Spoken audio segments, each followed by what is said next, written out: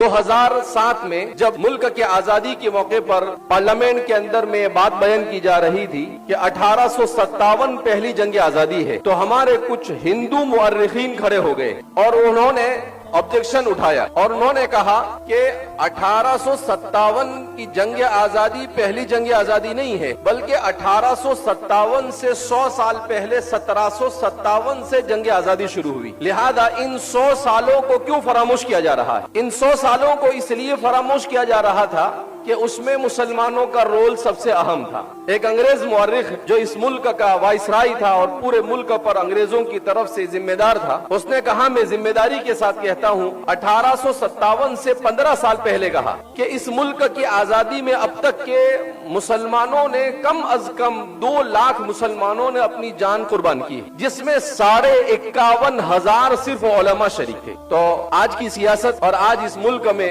मुसलमानों से देशभक्ति का सर्टिफिकेट मांगा जाता है। हम कहेंगे कि इस मुल्क को आजाद करने में सबसे बड़ा रोल मुसलमानों का है। तारीख किसी के मस्ख करने से मस्ख नहीं होती है, तारीख बड़ी मुंसिफ है, वो हर चीज को अपने सफहात पर नोट करती है, चाहे कितनी कोशिश कर डाले। प्रोपेगेंडे से कुछ मुद्दत के लिए तो आप झूठ को हवा दे सकते हैं, मगर हकाइक को कभी आप मिटा नहीं सकते हैं। जैसे खुशबू दबाने से दबती नहीं, ऐसे ही हकीकत ये मिटाने से मिटती नहीं है। इसलिए हमें भी अपने मुल्क की आजादी में हमारा क्या रोल रहा उसे जानना चाहिए।